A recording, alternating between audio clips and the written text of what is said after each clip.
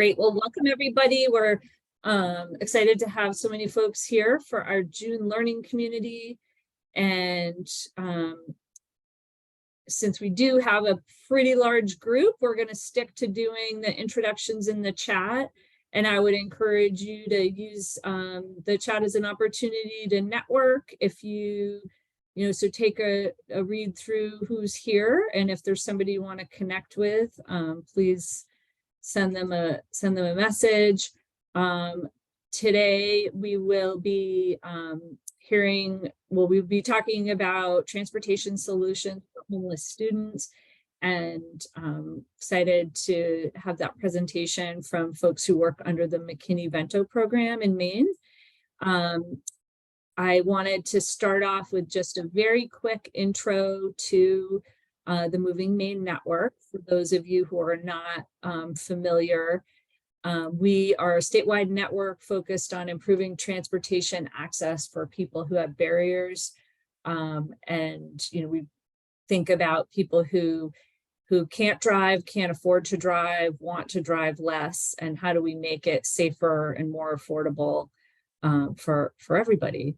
And so this learning community is an opportunity for people to come together and for us to really live out our core strategies of our network, which we want to bring people together to strengthen our network of people working on mobility and access across Maine. We want to inform policy change. So often we hear things through these sessions that enable us to bring information to decision makers, or into in the case of our legislative session, bringing policy to legislators. We're all about supporting better coordination, so we really love bringing people together to be able to give each other inspiration, ideas, support on the things that they're trying to do, and maybe inspire ideas that people aren't even, didn't even know about. And we'd love to see when somebody learns something through one of our sessions and then brings it to their community. And we really care about amplifying mobility stories. I think the more we can talk about the people who are, the most impacted, and include folks who are most impacted in these conversations, the better decisions we'll make overall. And so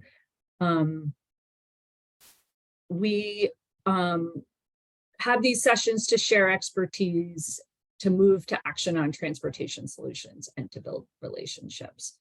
And so I'm going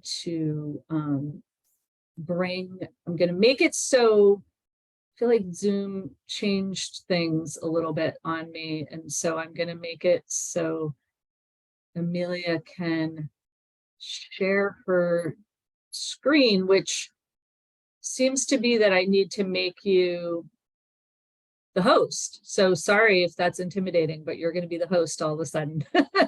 I'm really excited to have the McKinney-Vento team from Maine talking today. And we really, as we were preparing for them joining us today, we talked about how we like to use these sessions to really say, like, make an ask of the group. Like, I know some people are here eating their lunch and just like, this is sort of like you're multitasking, listening in the background.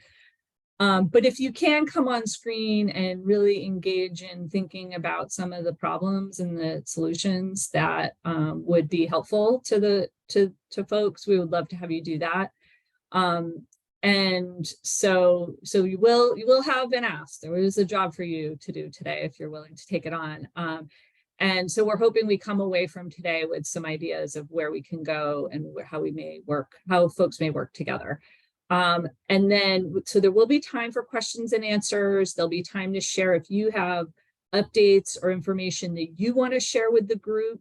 Please keep that in mind, and we will have time to share that live, or you can put it in the chat. And we'll also be talking a little bit about our Google group that we're rolling out, and giving just a super quick instruction on how to set that up so you don't get inundated with emails if you don't want to. So with that, I guess I'm gonna turn it over to you, Amelia, to kick the group off and introduce yourselves. And I appreciate you all being here today. Absolutely. Thank you so much, Zoe. It looks like I am now in charge of the waiting room too. Is that right? Sorry, I'll see if I can figure out why it's doing that, but you might be. So hope No you're good. worries. I can do it all. We'll see how it works. Good afternoon, everyone. Thank you so much for having us. My name is Amelia Lyons Rukema. I work with the Maine Department of Education with McKinney-Vento, or homeless education. I have two of my colleagues on the call. Signe, do you want to introduce yourself?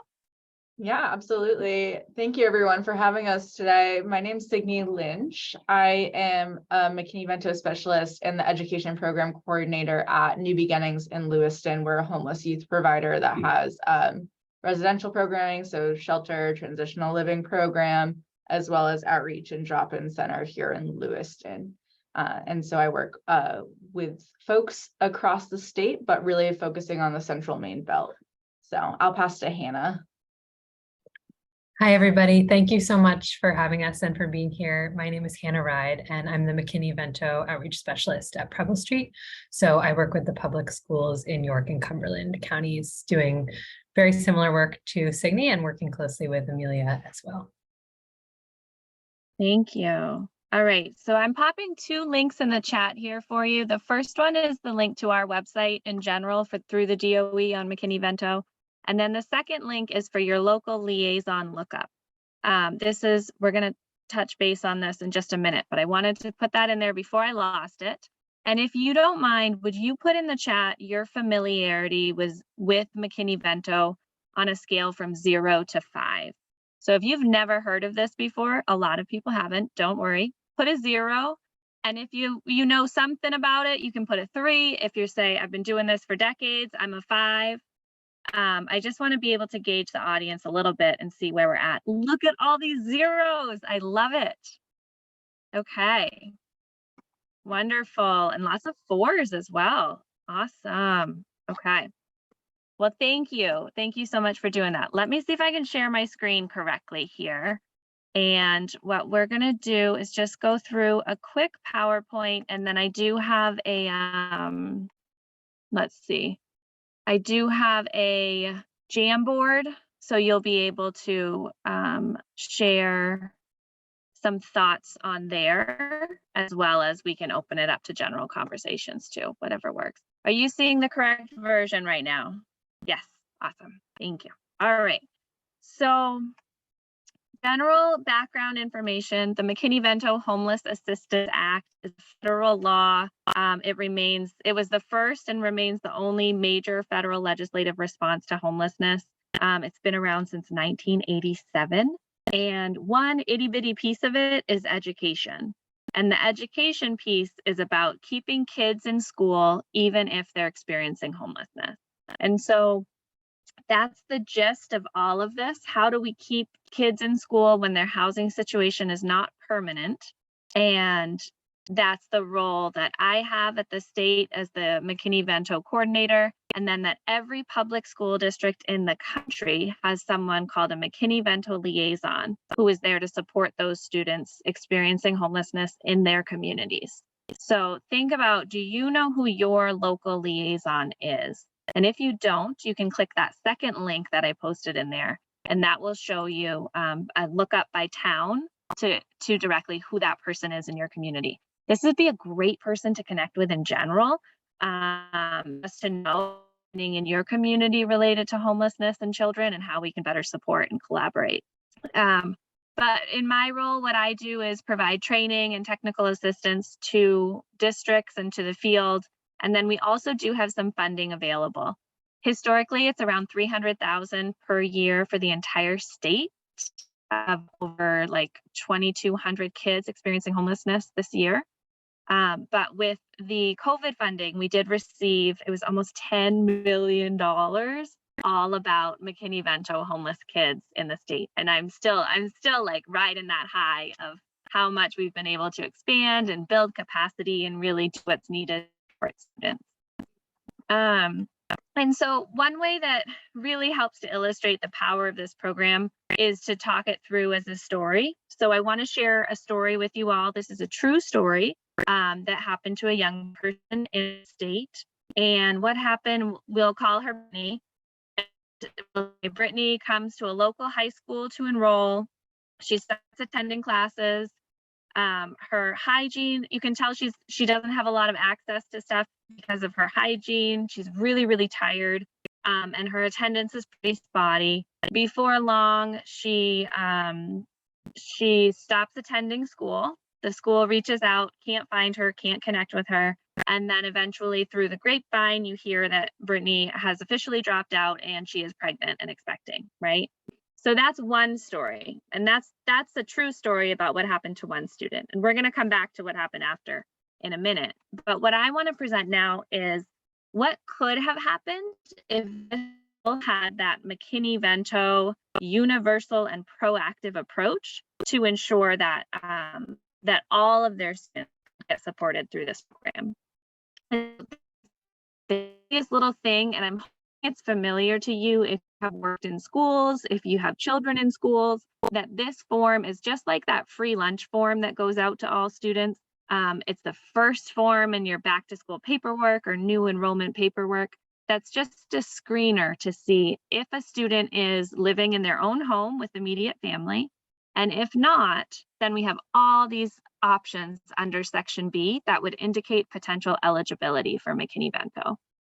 And so in the second story, we see this is staying temporarily with friends, relatives, or other people. Yeah, that's my situation. So she checks that off, and then that leads to a referral to the local liaison, that local person who's there. And the liaison meets with Brittany and realizes she's eligible for McKinney-Vento support, right? So what does that mean?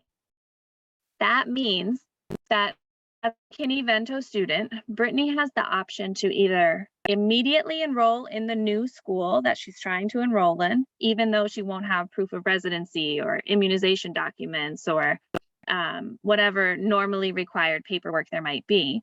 Or if it's determined to be in her best interest, then she can stay in her old school and receive transportation to stay connected to her peers and her teachers and keep all of her credits and stay on track for graduation there. And so McKinney-Vento presumes that for most children, we're going to want to minimize any educational disruption. So the key to that is keeping them in their school of origin and providing transportation to and from school every day. And that's where you're seeing why we're here, right? That's where that's your key to the transportation connection. And so let's say Brittany was living in Westbrook. Now she's staying with friends in Portland. Portland and Westbrook school districts would work together to ensure that Brittany gets transported to and from school every day. And that might look like public transportation. It might look like Brittany can get reimbursed for driving herself, or that the school sends a bus or a van or whatever it is for her to get to school and participate in the full school day. So Brittany says, yeah, I'd rather stay in my same school. I don't want to move. I don't want to change everything that I'm familiar with when everything else at home is up in the air right now. So Brittany gets connected to her old school and transportation. She can get support with so many other things. This is where this program is really cool, because she can also get help from the schools with a cell phone, Wi-Fi, free meals, referrals for mental, medical, dental, housing, tutoring, school supplies, access to things like shower and laundry. If you're living with somebody else, there might be a lot of dynamics where you don't feel comfortable accessing those pieces, right? Or if you're living in your car, it might not be available to you, but most schools have locker rooms and have washing machines and can make those available to students before, after school, or at a, like during a study hall or something. And even things like storage, you know, if you're staying in a place that you don't feel is super safe, is there a place you can keep your belongings to make sure that they are safe? and schools could provide an extra locker to students or other resources like that. And then there's even things like clothing, sneakers for physical education, winter gear, whatever the student needs to be able to succeed in school. McKinney-Vento, by law, it's required that the schools support those students. So you can see between story 1 and story 2 how tremendously different it is based on what's provided in both, what's provided in one version compared to the other. And they said, I did want to go back to the first story because this is where this story does get pretty good, right? So when you fast forward years later to this student that we called Brittany, she eventually finds safe housing. She gets her high school equivalency through her local adult agency, adult education center. She's a proud mother. She now serves on the Maine Youth Action Board through New Beginnings and advises programs for students experiencing homelessness statewide, right? So everything that we do goes through this Maine Youth Action Board to ensure that we're saying it the right way, that we're addressing the important stuff, and that everyone feels comfortable with the messaging.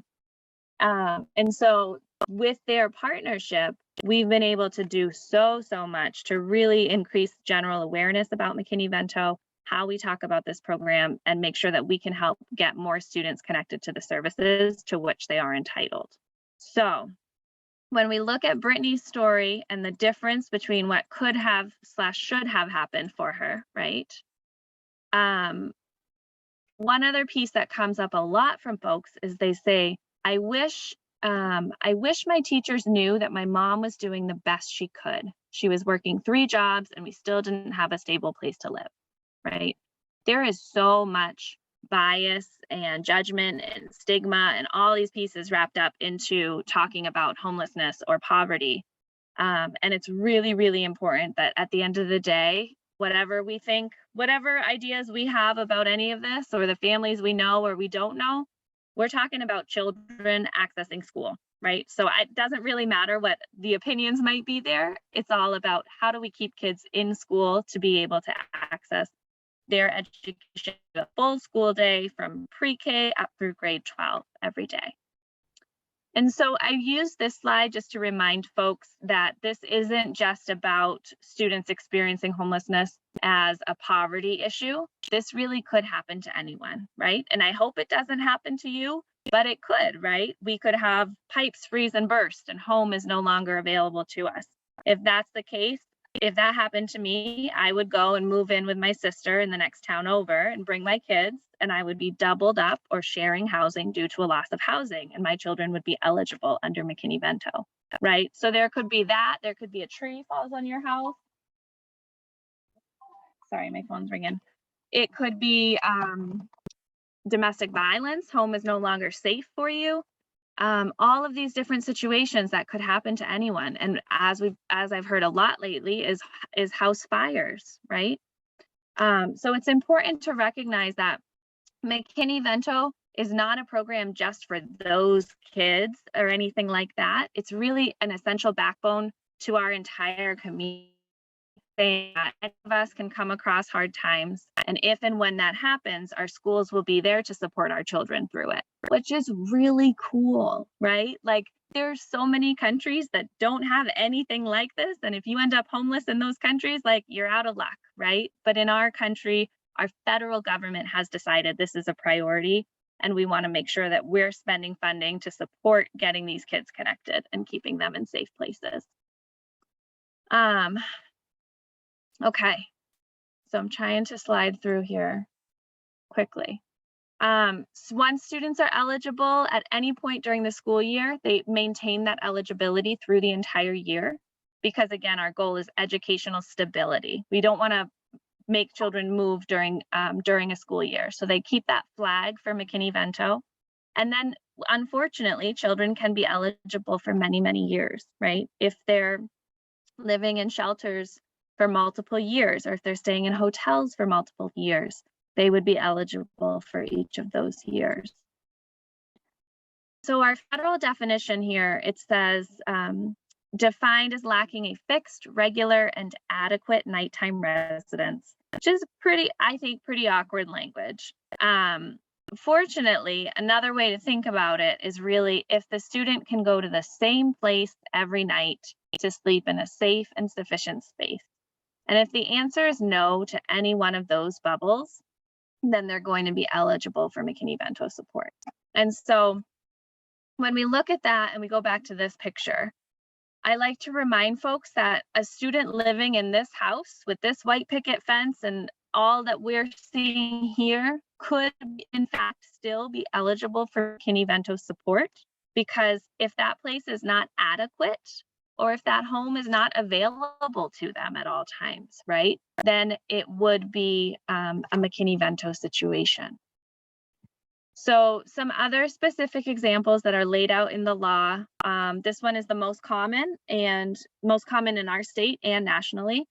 Sharing housing due to a loss of housing, economic hardship, or a similar reason, right? So maybe my house burns down, I go move in with my sister, or maybe my kid comes home and says, hey mom, my friend got kicked out, can they stay with us for a while, right? That child coming into my home would then be eligible because they were sharing housing due to a loss of housing. And that's why it's so important that everybody in our communities knows a little bit about this program to know that that support is available. Because how many of us have taken in other kids or family members or whatever it is of folks who need a place to stay. Another one that I mentioned is hotels and motels. This is not going on vacation, but it's staying in a hotel because you have nowhere else to go, right? So we know that Portland, South Portland, Saco, there's a lot of locations around where there are families who were not able to find shelter and are currently staying in hotels and motels.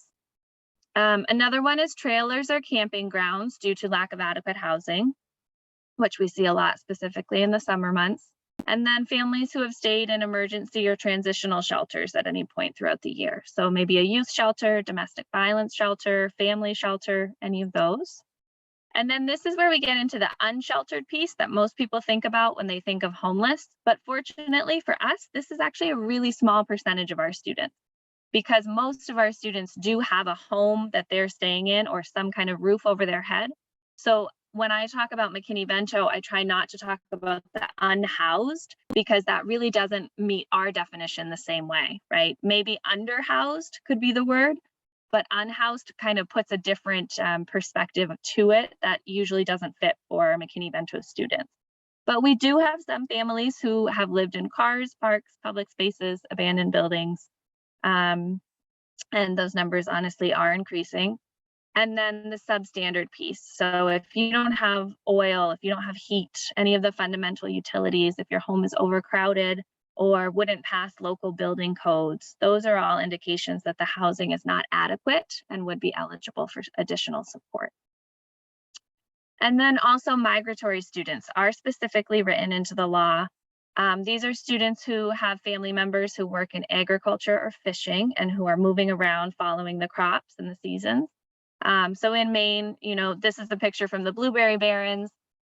We do have apples, potatoes, elver fishing, fish processing, lots of industries around the state where families may be eligible for this support. If you know of families in this situation, please refer them to the Migrant Education Program as well. That's another federal program that does amazing, amazing work for students who qualify through that one. And so we touched on all of this about what can schools offer students once they're identified, and it's all this good stuff. Is that bottom right one, other extraordinary or emergency assistance needed? Like, when was the last time you heard about education funding that was federal, that was that flexible, right? It's really unheard of in this field, but fortunately, the folks who drafted up this law had enough foresight to see we're never going to be able to imagine every barrier there might be for a student experiencing homelessness. But if we include this clause, then we can fully address it. For example, we had students who came to school who were McKinney-Vento and said, we need bathing suits and we need flip-flops. And the school was like, I hear you, but I don't know if we can really help with that. And they said, listen, we're living in congregate shelter situations where the shower is a congregate shower space. And they said, we don't feel comfortable taking a shower unless we have these resources, right?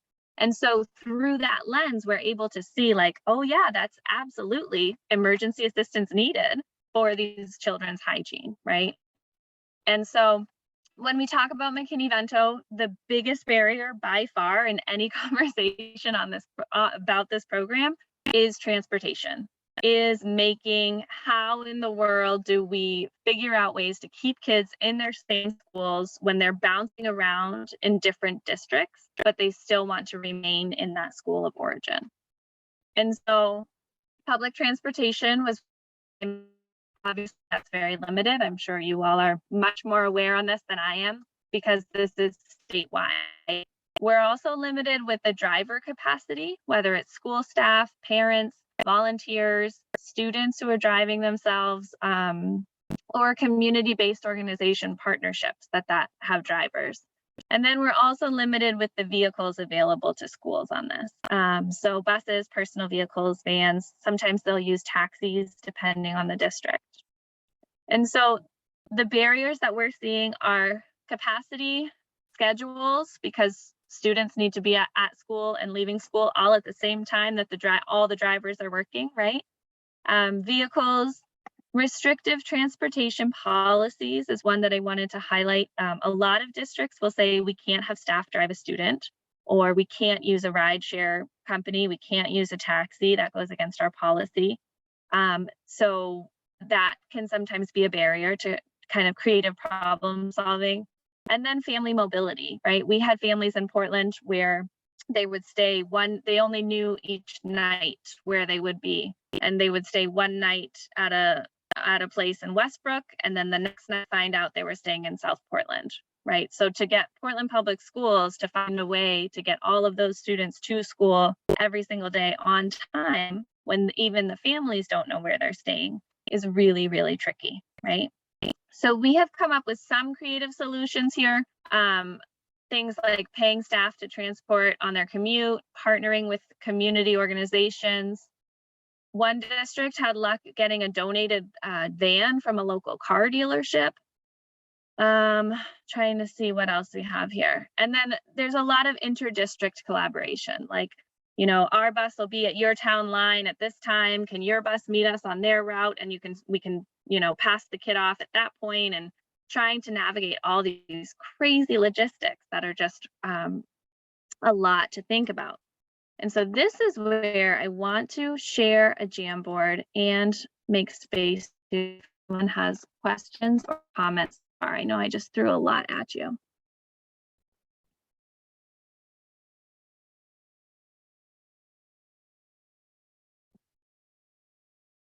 Thank you for that comment in there, Signe. Any questions or comments?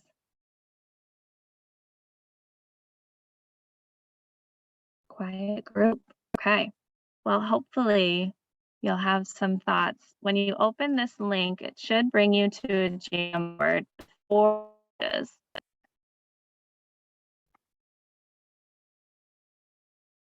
And when you go through the pages, I have 4 different questions, and I would so love if folks wanted to post some sticky notes in here so I can share my screen too, so you can see how this looks. You can just come over here to a sticky note, and then you type in your great idea. You can choose your color and you save it, and it's posted on there, and then you can move it around.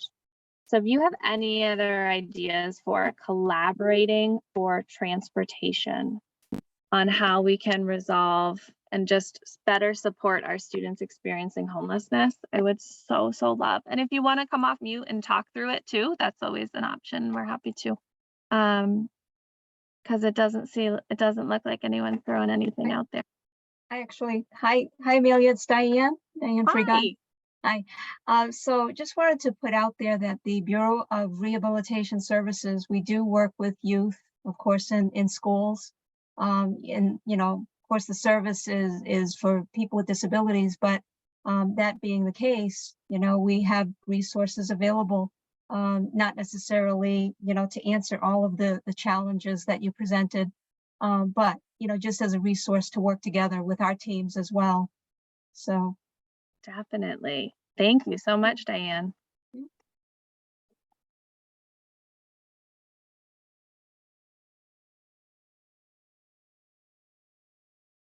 Is that the same as Voc Rehab? Vocational rehabilitation is, under the Bureau is the general voc rehab, and I work with Division for the Blind. So we're two separate agencies. But Okay. and Division for the Blind actually also works with a lot younger children. Voc Rehab, the general agency is usually 14 and up, I think. And our agency, we work with newborns all the way through to, I think our oldest client was 100 years old. So Wow, thank you. Mhm.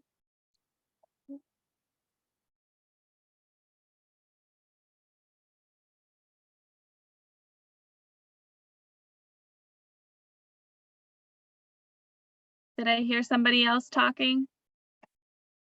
Oh, I was just gonna jump in and say something that's been very effective for other states that unfortunately, just due to Maine being a more rural state and hence why we're having meetings like this when we talk about transportation. I just threw a link in the chat, but there's an organization that's called Hop Skip Drive that we've requested, to have in Maine. And unfortunately at this time, they're not capable of expanding to our region just because of how rural we are. But essentially what it is Uber, but it's like approved and specifically for McKinney-Vento youth with special needs that need special accommodations, and essentially hiring drivers like you would for Uber, but they have just more of a tracking system, being able to vet the drivers a little bit more.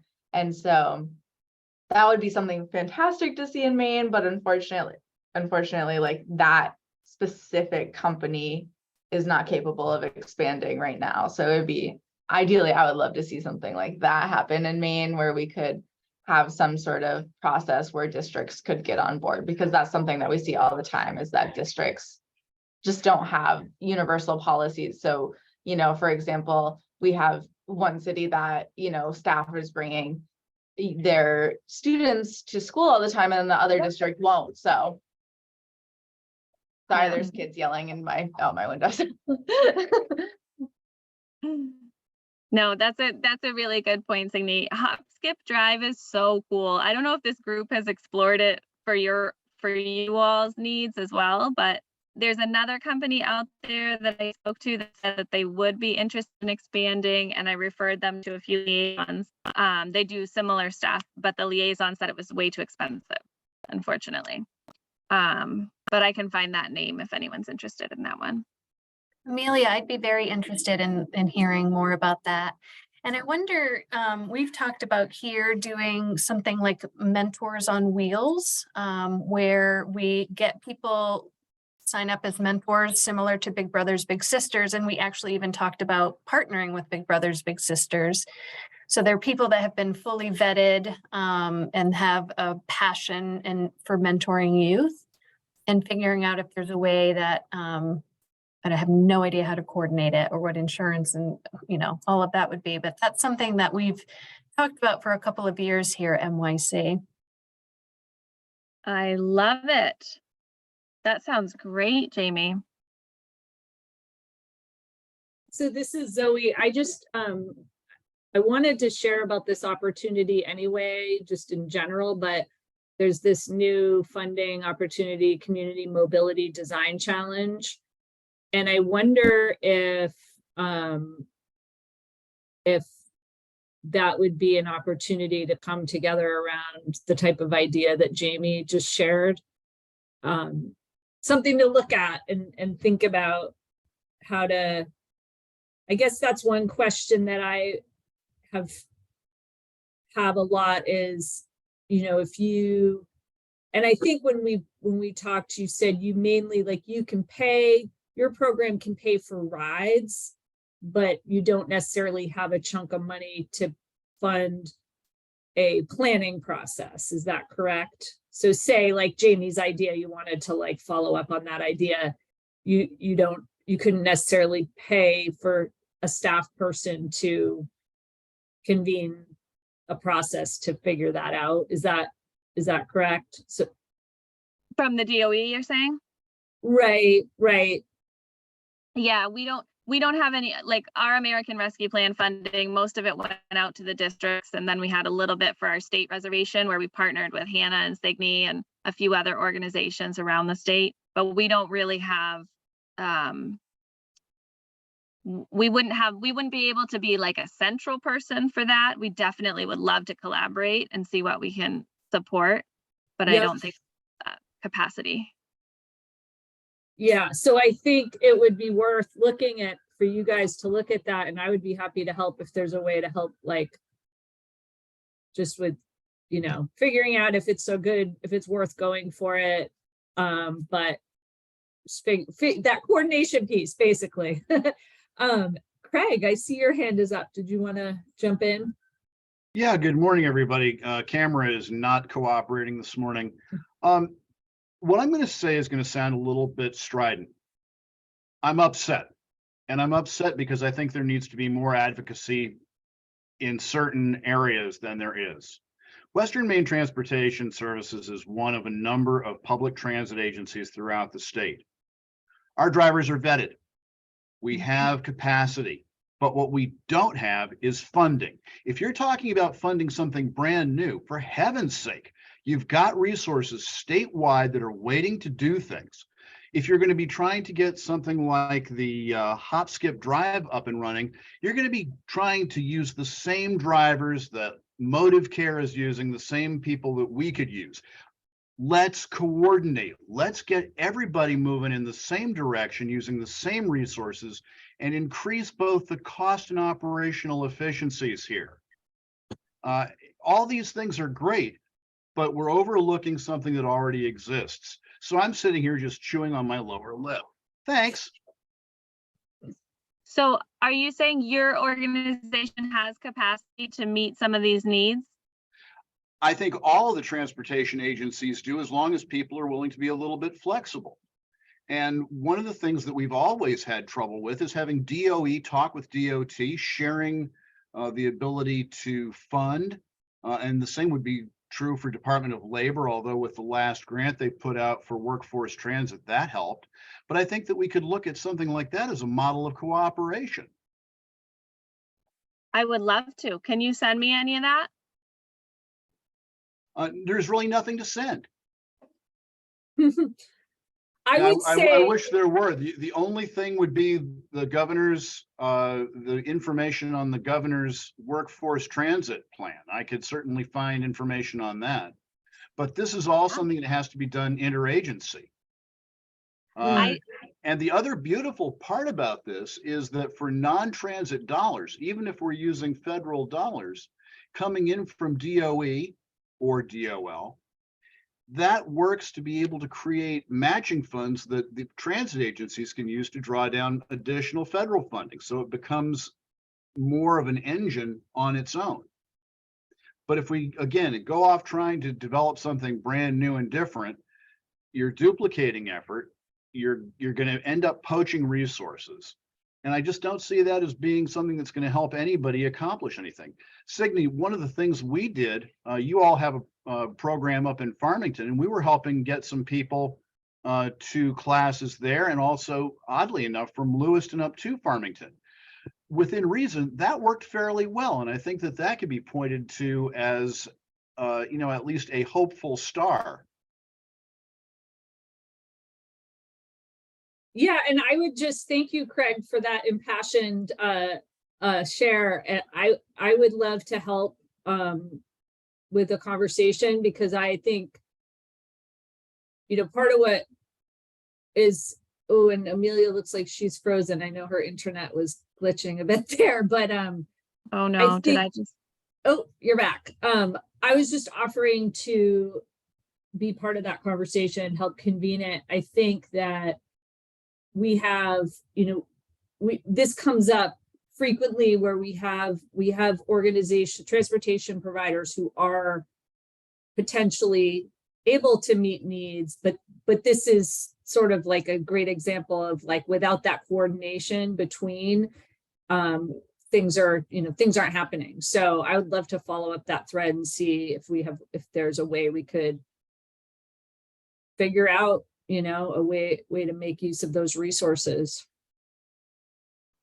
That would be amazing. And even just sharing with our local liaisons and transportation directors, here are, resources by region that are transportation providers, having them have some concrete leads on who to reach out to and connect with, what I think would be helpful, especially for our smaller districts. I think, again, we need to make sure that everybody knows that nothing happens without funding. It doesn't matter whether you're trying to create something new or trying to help work out a solution using existing resources. And a lot of times people say, oh, they're DOT funded, they can handle it. Well, no, we still need the additional funding because there is additional cost to providing that. And schools would you all would invoice for any services provided, and schools would pay for those services. Yeah, Right. because the schools have the money. It's just finding the actual transportation and the drivers, because schools are going to reimburse for the transportation costs. And that's what schools do for taxi services and anything like that. So oftentimes we have schools that are like, we have the money, we just have no one that can possibly drive this student from Lewiston to Rumford, for example, and back every day at 6:30 in the morning and at 3 o'clock in the afternoon.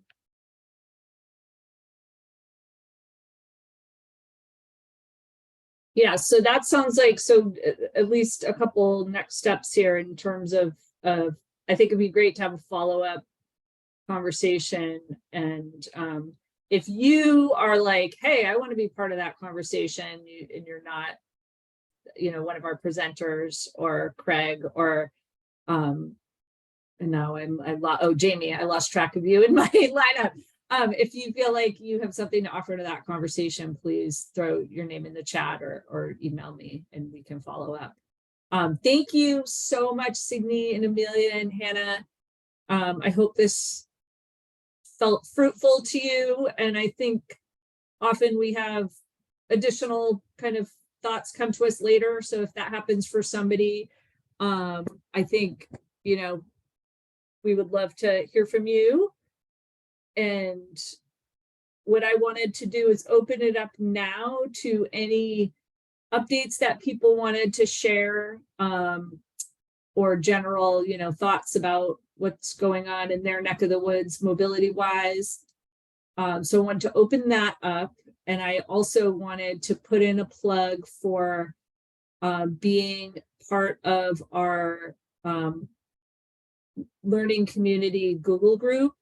So you all, because you showed up today, will get an invite, unless you said you didn't want to the Google group. The way that will work is basically, well, actually, I love what Amelia did with the familiarity meter. Can we do that about a Google group? Can we say, if you've never used one, have no idea how it works, put a 0. If you have some idea, you can put a 3, and 5 if you've used it and you're very familiar. If people would go ahead and put that in the chat, just to give me a gauge of what I'm working with here. Okay, so I can see we've already got a range. So I'm gonna just do a quick, and actually, Amelia, can you make me back to being host so I can Yes. share? Thank you. And I'm sure there's some settings thing I need to fix with that, but not today. Should be all set now. Okay, awesome. So the way Google Groups work is it basically enables us to email to one another and not have it be, the way it is now. It's like, if you want to share information with other people who are part of who are part of Moving Maine, it's going through me. So there's sort of this hub situation. What we want to do is make it so people can share with each other.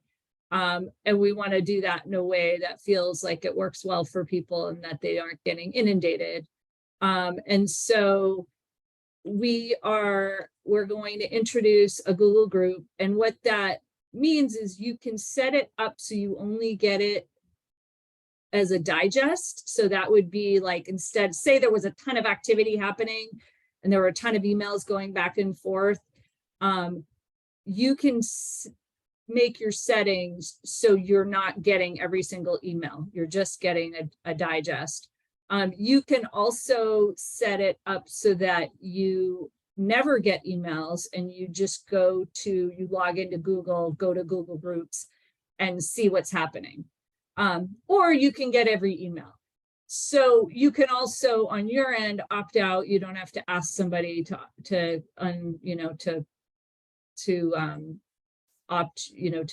cancel your subscription. So you don't have to worry about the awkwardness of that. So this is, can folks see my screen? Yeah, okay. So this is what it looks like. And basically I've logged into Google. I went to my Google Groups. This is a group that I manage in Portland. And so if you belong to a bunch of groups, you'd see numerous groups here. But so there's an email address for the group, and this is all the activity that's been on the group. That's Friends of Allen's Corner. So you log in, go here, and you could go down through all the different emails that have happened.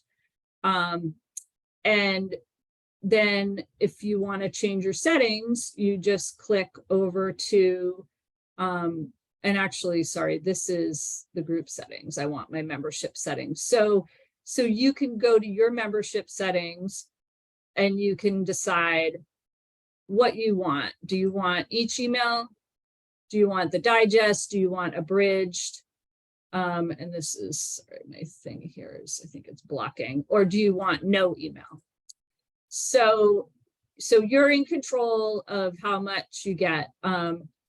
So I'll be sending out an invite to this. And then this will be a way, so I can say, here's this great funding opportunity that I want folks to know about. And that might be something that then you could say, oh, you know what? I actually just learned about a funding opportunity. I want to share that with the group. And then you could send it out to the whole group, which we're not able to do right now with the newsletter. So if you had, I think of folks that have had reach out to me and say, hey, I know a person in, Somerset County, they are in need of gas cards, and I'm trying to figure out if there's a resource. It's the way it's been is somebody reaches out to me and then I email some people. So what the goal is you can just jump right on the Google group and send it out to everybody else who's on that group. And that's basically it in a nutshell. It's just trying to make it so people can network directly with one another. And any questions about how that works?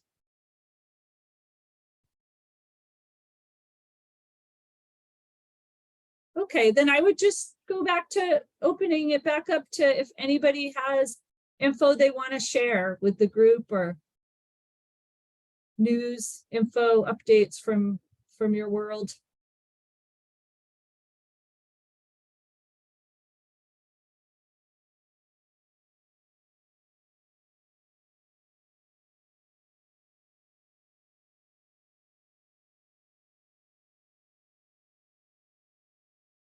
Craig has clapped his hands. Thank you for that. Actually, that was supposed to be a raised hand and I clicked. Oh, okay. Go for it. Just thought people might want to know that Western Maine Transportation has just assumed operation of Bath City Bus after having discussed it with the city of Bath for a number of years. We've also implemented a brand new program where we're taking people from the Lewiston Auburn area directly to Bath Iron Works. And this is also going to be augmenting our Blue Line commuter, which is it was established to help another small business in the Bath area. And all of this is feeding the Brunswick link, which we're operating, and helping to regionalize transportation options for a lot of people, we now literally can go from the sea to the mountains in one day, and possibly even back if the timing is correct. But we're very pleased. We're very excited about this. And again, talking about capacity and talking about extending models, this is also allowing us to start some after hours workforce transit in the Lewiston Auburn area. So stay tuned for what we hope will be some groundbreaking initiatives that we hope can be copied and utilized by other transit providers statewide. Thank you, Craig. That's really exciting stuff. And if there's any, if you get any, like, have links to share either today or on the Google group, we would love to hear more about it. Excellent. Yeah, we're still updating the website, but we will certainly put those there as soon as we're able. Great. Hi, this is Deb Hagler. I just have a question. I'm just wondering if the state site for McKinney-Vento also might want to start something, because I'm wondering if the Google group will necessarily reach all the people in the state who might want information, or the school systems who would collect or need information about transportation, as just thinking sort of system wide, and the Google group may not be catching everyone. And since this is a statewide, federally funded statewide initiative, and it's clearly a statewide program, just thinking from a system level, that as vetted transportation pieces become available, sharing that information in one place from DOE may be an important part of building sort of stronger lasting structures for everyone in the state to access. Absolutely. I really appreciate you bringing that up. We have a McKinney-Vento newsletter that goes out once a month that folks can sign up for. I can put the link in here if anyone's interested. But if you have anything, new ideas, new transportation options, send it to me and I will be sure to include it in that monthly newsletter that goes out to all liaisons throughout the state and any other interested parties who have signed up for it. What I usually do is whenever I hear about a new transportation resource is I send it, I say, what counties do you cover? And then I send it out to all of the liaisons in those counties and say, hey, here's the lead on something. This is not an official endorsement. This is just a potential opportunity. So always happy to share any new ideas. Thank you. Thank you. And I that's a good lead into a couple things I wanted to share. So one is, and actually Alice is on this meeting right now, not to put you on the spot, but with Alice Gormley from Maine Health and I have been talking about sharing at an upcoming learning community about findhelp.org. That is a statewide resource where people can go on and find information about all the resources, not just transportation, but clearly there's a need in Maine for some very easy to access, layperson friendly resource.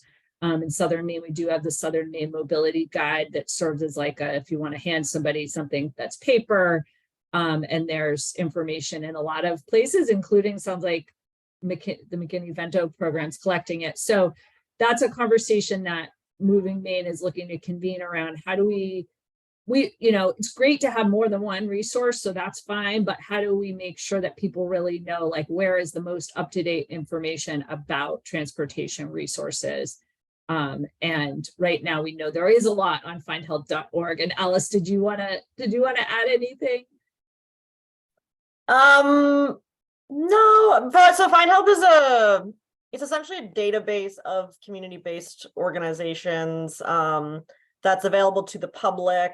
I work for Maine Health, so also health systems have a subscription with the platform. So we kind of have a staff side, but then also the public is able to access the public facing side. So there's a range of community-based organizations on there. Transportation's kind of always a challenging one to list because of eligibility and various other reasons, but I don't know if people have specific questions about Find Help. Happy to talk about. Yeah, I think we're probably going to run out of time today, I'm realizing, but I just did mention that that is one of the currently available statewide resources.